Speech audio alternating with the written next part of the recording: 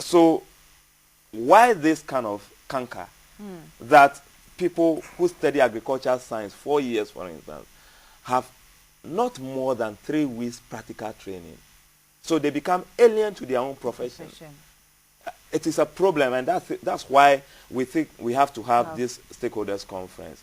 One other thing, and I know you must make yourself marketable right, to get government support, for instance. Exactly. Why is Nigeria providing training to personnel before they are deployed, and even uniform, to identify them as patriotic youth that need support?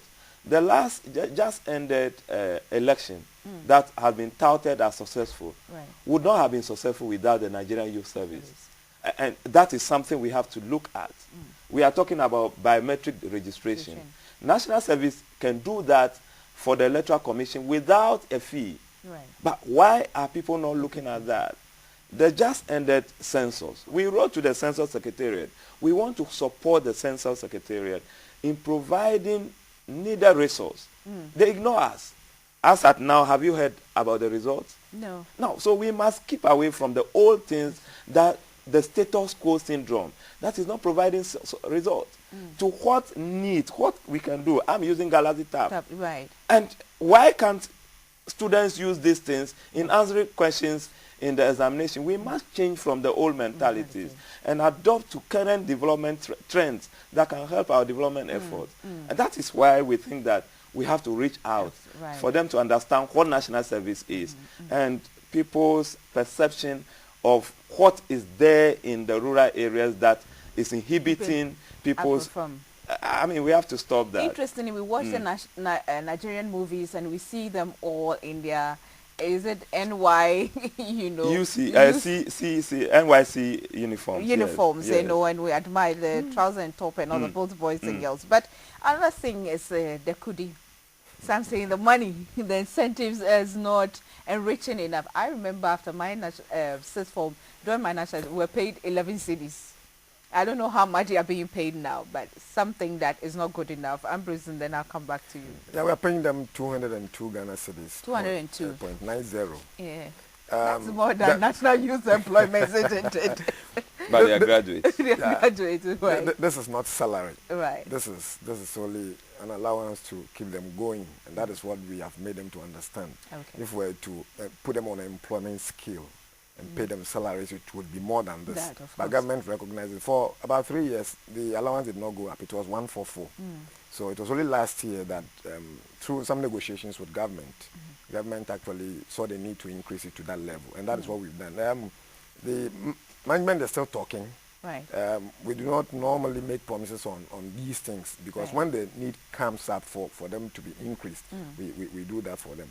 But as I said, for service persons, as the executive director indicated, these things are supposed to be voluntary to inculcate into them the spirit of voluntarism and nationalism. And we believe that when we give them these in a stipend, they're supposed to keep body and soul together so they can go on and give up their best in support of country's developmental goals. Right. Now, before we, after this we'll get into the conference itself, but what goes into deciding the placement of the personnel? Well, we look at your training, your qualification, and then also we advertise for organizations to request for specific jobs, and those are the issues. We also want to ensure equity and social justice in our distribution of personnel. So if you have training in Accra, for instance, we would like you to have a field of work in, say, Kumasi or Brong-Ahafo region, Sunyani. So there are several factors that come to play. The demands from the job market, and then also the specific training you have. Okay. Yes. So, but specific training, but it does not necessarily mean that if I'm from GIJ, for example, a trained journalist, I don't necessarily have to be at a media organization. You can take me to teach? Yeah, it will be beneficial if you are sent to an area where your training is. Right. If we are not able to get you there, then we may send you to a classroom to teach English, because a journalist should have command over the English language and able to communicate. Okay. So the other area might be where you have comparative advantage over others. Right. So these factors also come to play. We also want to ensure that your understanding of Ghana is complete. So these days we don't have field trip or excursions right. in our education system, Right. probably Sadly. because of budget. So it will afford you the opportunity to see what pertains in other areas. The law or one of the objectives is to ensure national unity. If you do not live among some tribe or ethnic groups, you don't have a clearer understanding of how they are and how they feel. So these are also supposed to bridge these gaps. Okay. Now, so nobody sent anywhere for punishment. No, You're no, not sent there because they want to punish you. No, it's supposed to challenge you, Okay. to see how best you can. You know, national service is supposed to unearth your hidden talent. Right. It's supposed to help you explore the world. We are a developing country. It means there are a lot of opportunities here. So through national service, you'll be able to look at critical areas that will help you even get a career. We need to develop career in our youth, and we think that we have to send them to areas that are hidden, that they will be able to look critically and see how best they can come out with something useful. With this discussion this morning, I believe that more parents need to be made to understand the purpose of the national service and how it can rather help their children instead of thinking that they are being punished by being taken to other places apart from their various localities. But the conference is on Friday, yes, the 22nd of July. Yes. Who are expected to be part of? We have invited over 400 stakeholders, officials from the various ministries, departments and agencies. These assemblies, in fact, we have invited these chief executives, the directors of education. Our regional directors are coming.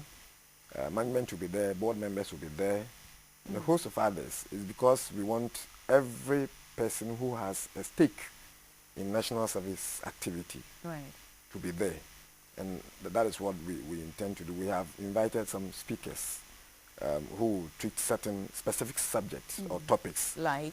We're looking at maybe the historical background of national service, funding of national service, the way forward, and other issues. Right. And there will be interaction session for people to ask questions and then give their opinions about national service. There have been a lot of perceptions. Some of them are wrong perceptions. Yes, right. We'll use the opportunity to correct them, like those who feel that national service is of no relevance today. Somebody is going to treat that subject, and we'll have the opportunity for people to ask questions, and then we'll clear their doubts.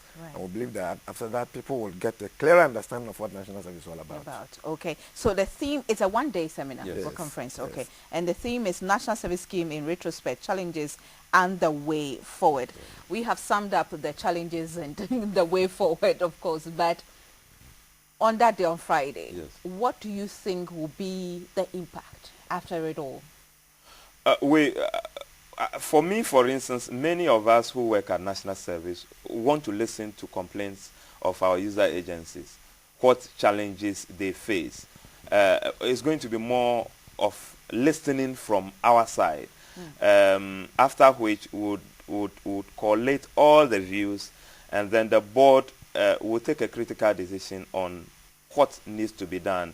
There are aspects of the law which probably needs amending. We had interaction with the Council of State, for instance, and if the law, the reduction on the duration of the service is from 2 to 1, it must reflect in the law.